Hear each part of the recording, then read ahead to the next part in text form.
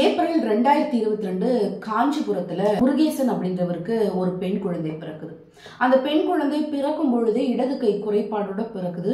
அது மருத்துவமனையில கேட்கும்போது அந்த குழந்தைக்கு உள்னார் நியூரைட்டிஸ் அப்படின்ற ஒரு தசை சிதைவு நோய் இருக்கு.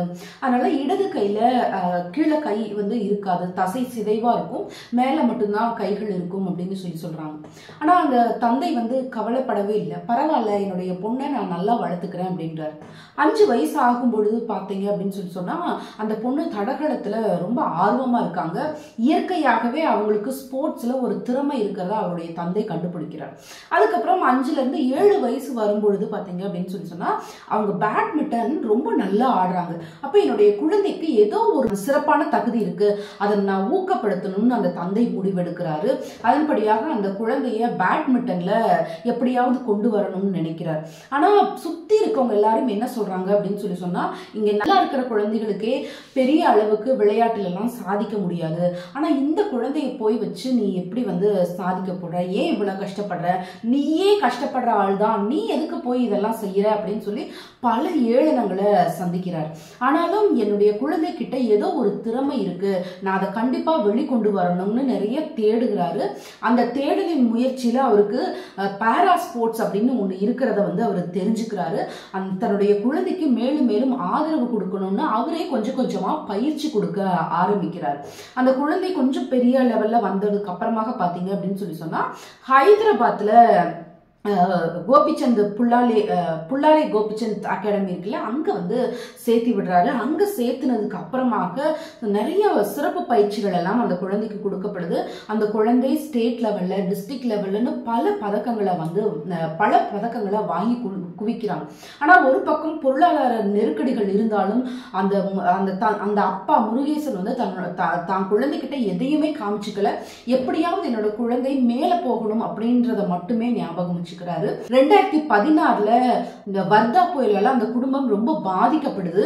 நிவாரணத்திற்காக அந்த குடும்பம் நிற்கும் பொழுது அந்த நிவாரணத்துல தங்களுடைய பெயர் இருக்குமா இருக்காதா அப்படிங்கிறதே அந்த குடும்பத்துக்கு தெரியாம இருக்கு. ஆனாலும் இவங்க ஸ்போர்ட்ஸ்ல எப்படியாவது சாதிக்கணும் அப்படின்றது இந்த கஷ்டங்கள் எல்லாத்தையும் தாண்டி மேலும் மேலும் ஊக்கத்தை கொடுக்கிறாரு அந்த தந்தை.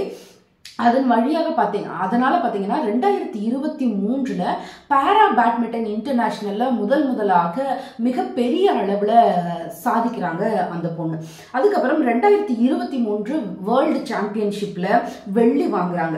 2024ல பாத்தீங்கன்னா 2024 பாராலிம்பிக்ஸ்ல சைனாவில் நடந்த பாராலிம்பிக்ஸ்ல பதக்கம் வென்ற முதல் இந்திய பெண்ணாக மாறி வெள்ளியை வென்று நம்மளை எல்லாத்தையுமே பெருமைப்படுத்த அந்த பெண் தான் துளசி முருகேசன்.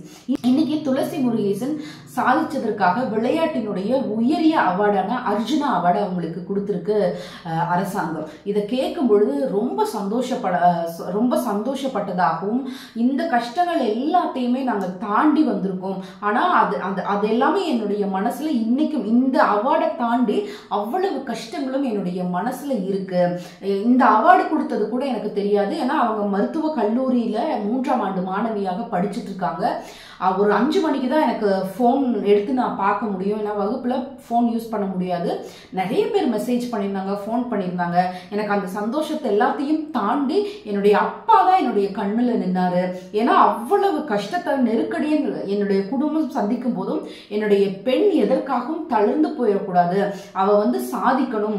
நிறைய பேர் ஏளனமாக பேசியிருந்தாலும் கூட அதை எல்லாத்தையும் தாண்டி எனக்குள்ள ஒரு திறமை இருக்கு, அதை கண்டுபிடிச்சு என்னுடைய பெண்ணை முன்னாடி நகர்த்தணும்னு அத்தனை கஷ்டத்தையும் தாங்கிக்கிட்ட என்னுடைய அப்பாவுக்கு நான் இந்த அவார்டை டெடிகேட் பண்ணேன்னு சொன்னது மட்டும் இல்லாம வெள்ளியோட என்னுடைய இலக்கு அப்படிங்கிறது முடிஞ்சு போயிடல.